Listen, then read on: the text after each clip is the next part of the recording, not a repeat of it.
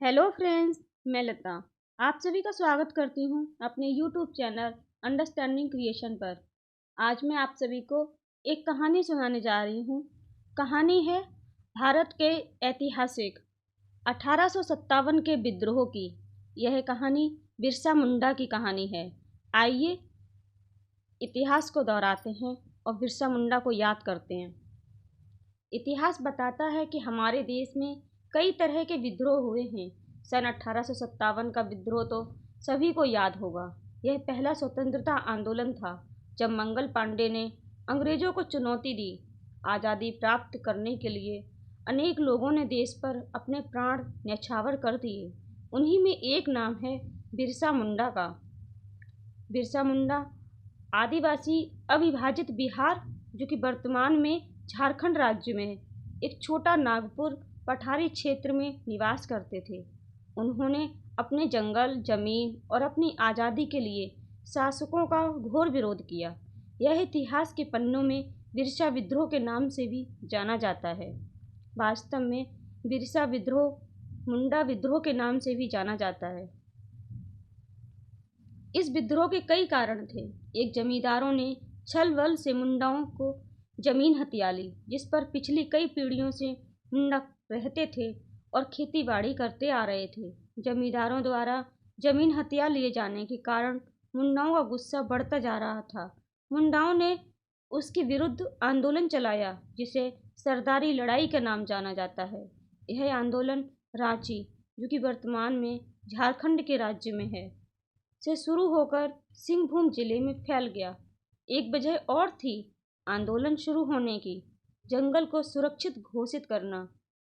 अब तुम सोचोगे कि वह क्या है। दरअसल अंग्रेजों के आने से पहले यहाँ सामाजिक प्रथा के अनुसार वन और वन की उपजों पर लोगों का पूरा अधिकार था, लेकिन सूखी टहनियों, पत्तियों तथा गिरी हुई डालियों को एकत्र करने के अलावा कोई भी पेड़ों को हाथ नहीं लगाता था। आदिवासी को अपनी ज़रूरत की सारी चीज़ें जंगल से ही मिल जाती थीं। यही कारण था कि वे स्वयं भी वनों की रक्षा करते थे।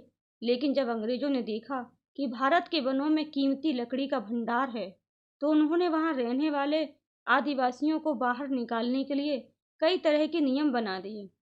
इनमें से एक नियम था कि सरकार किसी भी व्यक्ति की जमीन पर अपना कब्जा कर सकती है। इतना ही नहीं, बल्कि सुरक्षित जंगल में लोगों को बिना अधिकार घुसने या पशुओं को चराना मना था। अविभाजित बिहार का छोटा नागपुर पठारी क्षेत्र के वनों को अंग्रेजों ने सुरक्षित घोषित कर दिया और मुंडाओं से जंगल हथिया लिया। मुंडाओं ने इसके विरुद्ध आंदोलन छेड़ दिया, लेकिन उसका कोई उन्हें लाभ नहीं मिला। इसी समय बिरसा नाम के एक मुंडा सामने आए। उन्होंने लोगों से कहा, हमें किसी भी कीमत पर अंग्रेजों का राज खत्म करना होगा, वरना हमारे हाथ से जमीन निकलती चली जाएगी। सभी ने बिरसा को हाँ में हाँ मिलाई। बिरसा मुंडा रांची जिले में उलिहात गांव के रहने वाले थे। उन्होंने सभी जगह यह बात की कि जब महारानी विक्टोरिया का राज खत्म हो गया है, मुंडा राज शुरू हो गया है। उन्होंने सब मुंडाओं को यह सलाह दी कि वे किसी का भी लगान नहीं देंगे। उन्होंने सभी के साथ मिलकर अंग्रेजी हुक्म न मानने का फैसला किया। इससे अंग्रेजी सरकार परेशान हो गई। अंग्रेजों ने 16 अगस्त 1895 को बिरसा को गिरफ्तार करने के लिए सिपाही भेजा, लेकिन लोगों ने उसे गांव की सीमा से बाहर धकेल दिया। 24 अगस्त 1895 की रात की घटना है। बिरसा अपने घर में सो रहे थे। अंग्रेजों ने उन्हें उसी समय गिरफ्तार कर लिया। जब नवंबर 1897 में बिरसा जेल से छूटे, तो उन्होंने अपनी गतिविधियां फिर से शुरू कर दी। वे जगह जगह सभाएं करते और लोगों को अंग्रेजों के विरुद्ध तैयार करते। वे महारानी विक्टोरिया का पुतला बनाकर उस पर तीरंदाजी का अभ्यास करते।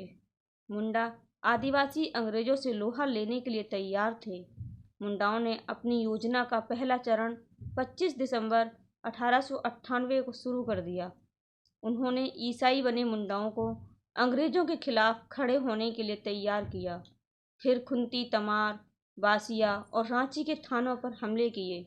3 फरवरी 1900 का दिन दुर्भाग्यपूर्ण रहा। सिंहभूमि में बिरसा को गिरफ्तार कर रांची जेल भेज दिया गया। उन पर अनेक साथियों पर मुकदमा चलाया गया।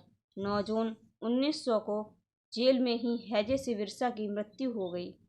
उनके कुछ साथियों को मृत्युदंड दिया गया तो कुछ को काला पानी की सजा दे दी गई।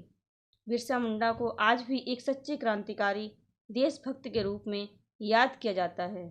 धन्यवाद दोस्तों।